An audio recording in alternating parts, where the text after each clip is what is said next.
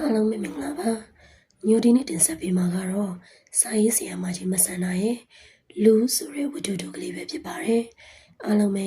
ခံစားနာဆင်ကြပါအောင်ရှင်ဝတ်သားဟင်းဆိုတာတော်ရုံလို့ချက်နိုင်တာမှတ်လို့ရှင်းနောက်နဲ့တွင်ပါလာတော့3တက်သား40သားကြောင့်ဒေါ်သိန်းဤမျက်နှာအလိုလိုမော့နေသည်3တက်သားကိုအတုံးကြီးကြီးလေးပြီးမကြီးနှစ်လေးနဲ့ချက်မြည်ထို့နောက်တငင်းသီးစားစိန်ကိုငန်းပြရေးချက်ကလေးနဲ့တိုးပြီးဂုံမင်းဟင်းချိုချူချူလေးတောက်လိုက်ရရင်နတ်တုတ်တာနဲ့တော့မလဲဘူးကျော်သိန်းကပါဇက်ထဲတွင်ဆိုလာသောတတွေးများကိုမျိုးချလိုက်သည်နတ်တုတ်တာဟူသည်မှာဘလောက်အရသာရှိသည်ဘယ်သူမှမသိသူချက်သောဝတ်သားဟင်းဘလောက်ကောင်းသည်ဆိုတာကိုတော့သူ့ယောက်ျားနဲ့ကလေးတွေကကောင်းကောင်းသိသည်သူကခန္ဓာလက်ရသွေးအနှဲငယ်ပါလာသောကြောင့်လားမသိဝတ်သားကိုကြိုက်လဲကြိုက်သည်အမျိုးမျိုးလဲချက်တတ်သည်တခါတရံလဲဘဲငပီးနဲ့တရုတ်ချက်သည်တခါတရံလဲပုံးရည်ကြီးနဲ့ပမာချက်သည်တရက်သီးကောင်းနဲ့အချင်းချက်သောအခါလဲချက်သည်ချက်တော်နီဦးကြီးတွေကိုအလုံးလိုက်ထည့်ပြီးဦးကြီးချက်သောအခါလဲချက်သည်ဘလို့ချက်ဝတ်သားဟင်းချက်သောနေတွင်တအိမ်သားလုံးခေါင်းမပေါ်သည်ကတော့အမှန်ငါ့ဘဝမှာမတ်သိန်းရဲ့သူ့ချက်တဲ့ဝတ်သားဟင်းရဲ့ရှိရင်ပြည့်စုံပြီနောက်ထပ်ဘာမှမလိုတော့ဘူးသူဤခင်ပွန်းတဲ့ကပြောလိရှိသည်အခုတော့သူ့ဘဝမပြည့်စုံတာကြာရှာပေါ့ဒေါ်သိန်းကဂယုနာစိတ်ကလေးတော့ကတွေးရင်ပြုံးမိသည်ဟိုးအရင်ဝတ်သားဟင်းတပိတ်တာအစိတ်30အချိန်တုန်းကတော့တပတ်လျင်2ခါ3ခါလောက်စားနိုင်သည်နောက်တော့အာလူလေးရောလိုက်ကြောက်ဖယုံသည်လေးရောလိုက်ညစ်ကလေးရောလိုက်နဲ့ရော၍နှော၍စားရသည်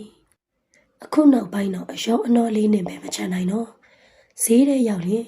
ဝတ်သားဆိုင်ကိုကွေ၍ရှောင်ရင်မချင်တာလို့တော့မဟုတ်ပါဘူးမရှင်းသားလို့ရှောင်ခွာရသူပါဟူသောတခြင်းကိုစိတ်ထဲမှတတိယနေမိတတ်သည်မိသားစုထမင်းဝိုင်းတွင်တော့ငပိရင်မှာပရိုတင်းတက်အများဆုံးပါတယ်ကစုံရွက်မှာလည်းဗီတာမင်မှအပြည့်ဟုတွင်ပြောနေရသည်မှာအတော်ကြာပြီမနေ့တုန်းကတော့ခင်ပွန်းတွေက90တဲ့နှစ်ရွက်လာအပ်သည်အကျံဖန်လေးရလာတယ်မသိရင်ဝတ်သားဟင်းလေးချက်ပါအောင်ဟုပြောသည်ထို့နောက်ငါမိမဝတ်သားဟင်းချက်နေမိတော်မှာစိုးလို့ပါဟုတ်လေရှဲသွမ်းသွေးသည်ဒီလိုသာတနေ့ကို90တဲ့နှစ်ရွက်ပေးနေပါလားတနေ့တစ်မျိုးမရိုးရအောင်ချက်ပြလိုက်စမ်းမယ်ရှားတယ်မကဘူးအယိုးပါလဲသွားရစီမယ်ဒီနေ့တော့ဝတ်သားလဲပါသည်တငင်းသီးစားစိန်လဲပါသည်အယိုးနီနဲ့ဂုံမင်းနှစ်ချောင်းလဲပါသည်ငန်းပြရေးချက်ရန်ချက်သွန်ပြူနဲ့ငရုတ်သီးစိမ့်များလဲပါသည်ရှာအရင်မျက်စေဖို့ဝတ်ဟင်းချက်ရတော့မည်နေ့ဆိုတော့လူကအလိုလိုရွှေနေသည်ရှင်ရွှေမိတယောက်တော့ဒီနေ့ဘာဟင်းချက်မယ်မသိချင်းနောင်လေးဆွဲကမော့တော်ရှောက်လာရင်မှတော်သိန်းသည်သူဤစားဘတ်တော်မိကိုတတိယသည်ဒေါ်မိကသူနှင့်အခန်းချင်းကက်လျက်တွင်နေသောအိမ်နေခြင်းဖြစ်သည်ဒေါ်မိအရင်ကနေသွားသောပွဲစားလင်မယားနှင့်တော့ဒေါ်သိန်းကတိတ်ပြီးမတဲလာပေပွဲစားကြောကတခါတရံသာရက်ွက်စီသို့လာတတ်သည်ဒီစီကဘာပစ္စည်းမှလည်းစုံလင်းရှိရမဟုတ်ဘူးမြစ်ပတ်လိုက်တာလဲလုံးရောသားငါးတွေကလည်းမလက်မဆက်ဟုပြောတတ်သေးသည်ရှွန့်ထူသောလမ်းတွင်တောက်ပနက်လှလေးစီပြီးဟိုချေချရတော့မလို့ဒီချေချရတော့မလို့နဲ့နှာခေါင်းတရှုံရှုံလုံနေတတ်တဲ့ပြင်ဒေါ်သိန်းသာမကတရက်ကွက်လုံးကတိတ်ပြီးကြည့်၍မရကြပေဒီရက်ကွက်ကတိတ်မတန်ဘူးဟူသောမှတ်ချက်နဲ့တခြားရက်ကွက်ကိုပြောင်းသွားလေသည်နောက်ပြောင်းလာသောဒေါ်မီနဲ့အလွမ်းတင်သည်ယောက်ျားကလည်းကိုယောက်ျားလိုပင်ရုံးလုပ်ငန်းမှလွဲ၍ဘာစီဝါရေးကိုမှမလုပ်တတ်တော့သူတို့နှစ်ဦးကဘဝတူဖြစ်သည်ကိုကလည်းကိုယောက်ျားကိုအားမရသူကလည်းသူ့ယောက်ျားကိုမချင်တဲ့ယောက်ျားတွေကိုအားမရတော့လေသူတို့ဟာသူတို့လည်းအပေါ်ဝင်မရှာတတ်ဟာလဝါလည်းမထိုးတတ်တရက်သီးတနက်လည်းမလုပ်တတ်အင်ကြီးလည်းမချုပ်တတ်ယောက်ျားတွေကလေးတွေရုံးသွားကြောင်းသွားပြီးကိုပူမိနဲ့တန်လေးများကိုရှင်းလင်းသိမ်းဆဲစေကြော်ပြီးလျင်ဘာဟင်းချက်လဲဟုမေးရင်တအိုးမီးကိုချောင်းတို့တူကူးကြသည်သူဟင်းကိုဟင်းပေါင်းပြီးစကားတပြောနဲ့ထမင်းစားရသည်မှာစီးစိမ်တစ်မျိုးဟုဒေါ်သိန်းထင်သည်သူနှင့်ဒေါ်မီတွင်ပြောစရာစကားတွေကမကုန်နိုင်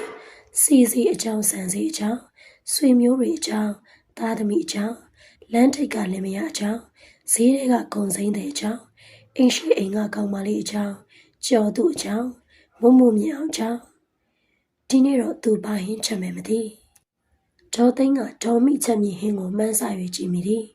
သူမကြခဏချက်တတ်သည်ကတော့ခရမ်းသီးနှက်ဖြစ်သည် တခါတရံလဲမြစ်ကြော်သည်မြင်းခွာရွက်လဲတုတ်လေးရှိသည်ချစ်မောင်ရင်းကိုပြစ်ပြစ်ချက်ပြီးမပီတောင်းဆက်ဆက်လဲမကြာခဏထောင်တတ်သည်တခါတလေတော့လဲအာလူးကိုမချီးရင်နဲ့မဆလာအုပ်ပြီးချက်တတ်သည်သူဟင်းကောင်းလာရင်ဘဲဥကြော်ပေါ့ခရမ်းချင်သည်ငပိချက်ပေါ့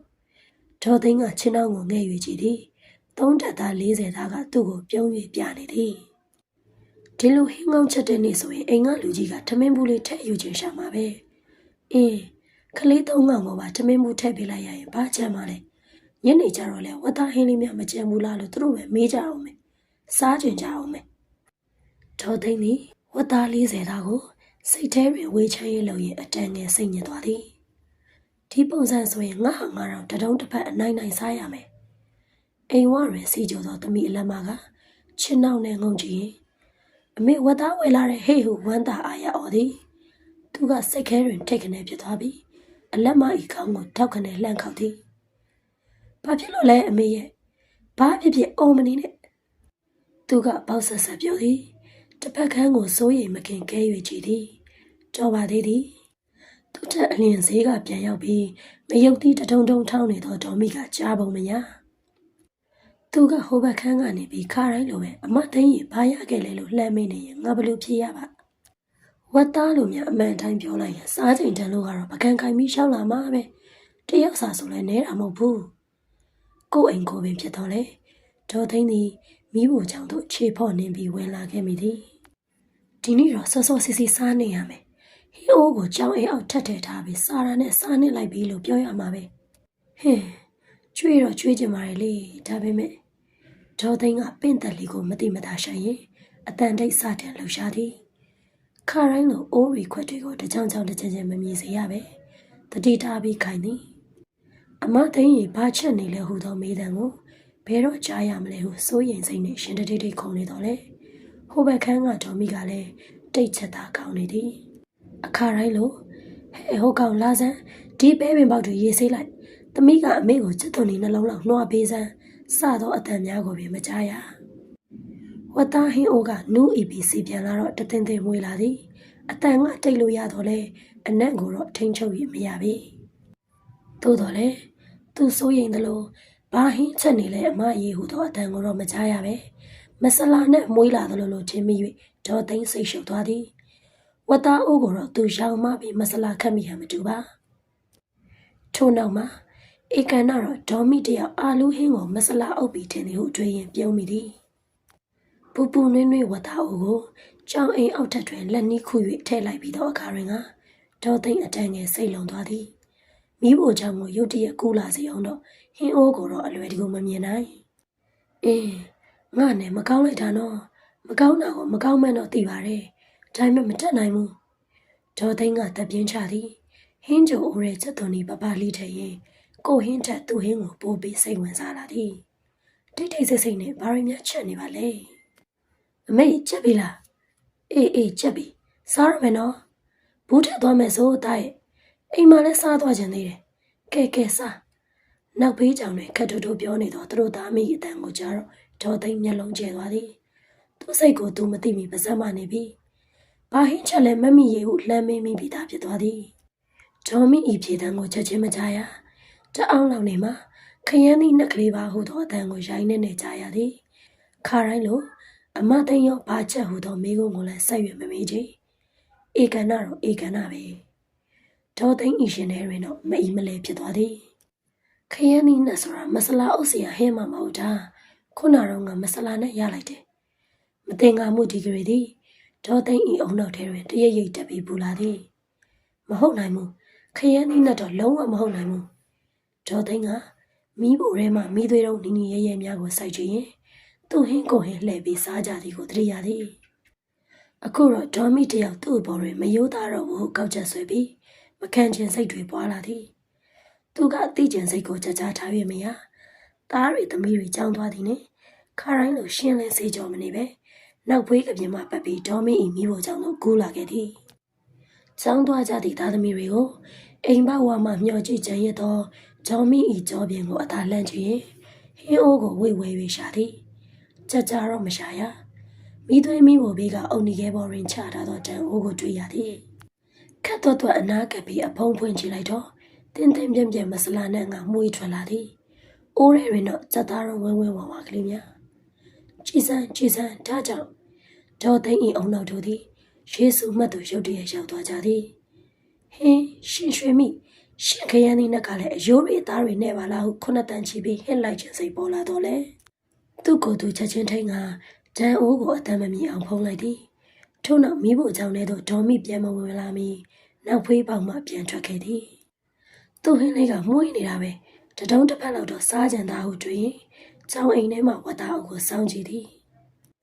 ထမင်းစားချိန်ရောက်တော့ဒေါ်သိန်းသည်အတန်ကိုအတန်ငယ်မြင့်ပြီးရှင်ရွှေမိရေဒီနေ့တော့ဟင်းကောင်းတော့ဝတ်သားကိုမကြီးနဲ့နဲ့တဲ့စားကြစို့ဟုလှမ်း၍ပြောလိုက်သည်ဒေါ်မိသည်ခိတ္တငိန်နေပြီးမှဟန်ကြတာပဲအမသိန်းရေကျမကလည်းကြက်သားဟုခက်ရွှင်ရွှင်လေးပြန်ပြောလေသည်မဆန္ဒဆန္ဒရုပ်ဆောင်မဂ္ဂဇင်းဩဂုတ်1991